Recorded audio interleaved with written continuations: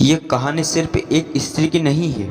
ये कहानी है माँ के उस रूप की जो टूटकर भी कभी झूठी नहीं, जिसे विधवा कहकर समाज ने ठुकराया, लेकिन जिसने दुनिया को दिखा दिया कि अकेली औरत भी दुनिया बदल सकती है। ये कहानी है ममता, एक विधवा माँ की जो अपने बेटे को इंसान नहीं इंसानियत बना सकी। प्रेम का अंत और संघर्ष की शुरुआत। ममता एक छोटे से कस्बे की साधारण लड़की थी। उसकी शादी रमेश से हुई थी, जो एक सरकारी स्कूल में अध्यापक था। शुरुआत में सब कुछ बहुत अच्छा चल रहा था। दोनों एक दूसरे से बहुत प्यार करते थे। और फिर ममता के आंगन में खुशियाँ की किलकारी गूंजी। एक बेटा हुआ और नाम रखा गया आरव। लेकिन कहते हैं ना, खुशियाँ जब आती है तो परछाई बनकर दुख भी पीछे चला जाता है। आरव के जन्म के 6 महीने बाद ही रमेश एक दुर्घटना में चल बसे। ममता की दुनिया उजड़ गई।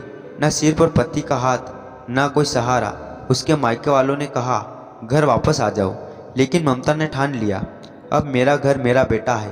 मैं कहीं नहीं जाऊंगी, मैं यही रहूंगी और खुद अपने दम पर मेरे बेटे को बड़ा करूंगी। समाज की बेटियां। ममता के लिए असली जंग अब शुरू हुई।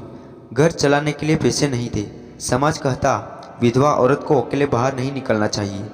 कई लोगों ने उसे गलत नज़रों से भी देखा। एक विधवा माँ का किराया देना हो या स्कूल की फीस भरना, हर मोड़ पर ताने मिलते, सवाल मिलते, मदद नहीं। रिश्तेदारों ने कहा, दूसरी शादी कर लो, जिंदगी आसान हो जाएगी। लेकिन ममता का जवाब था, मैं अपने बेटे की माँ हूँ, उसे किसी चीज़ की कमी नहीं होने दूंगी, चाहे मुझे कितनी भी तकलीफ क्यों ना उठानी पड़े।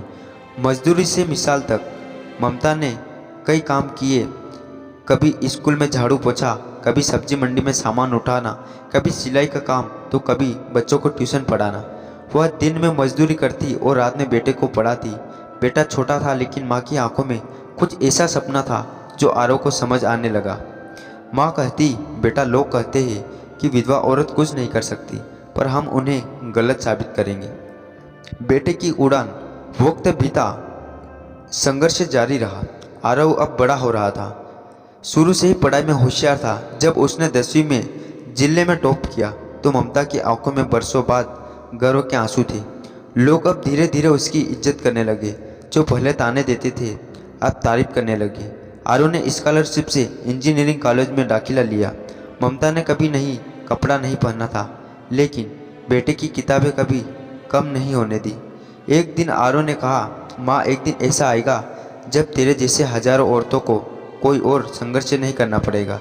मैं तेरे लिए कुछ करूँगा। माँ का सपना, बेटे का वचन। इंजीनियर बनकर जब आरव शहर गया तो कुछ सालों में ही उसका अच्छा पैकेज लग गया। लेकिन ममता का सपना केवल आरव की नौकरी नहीं थी। उसका सपना था ऐसी हर माँ को सम्मान दिलाना जो अकेली होकर भी हार नहीं मानती। आरव ने अपनी माँ के सम्मान में एक फाउंडेशन खोला, एकल माता संबल केंद्र, जहाँ विधवा महिलाएं सीख सकती थी सिलाई, कंप्यूटर और स्वरोजगार के तरीके। हजारों महिला ने वहाँ से प्रशिक्षण लिया। सरकार ने सम्मानित किया। मीडिया ने कहा, यह कहानी नहीं, एक मिसाल है।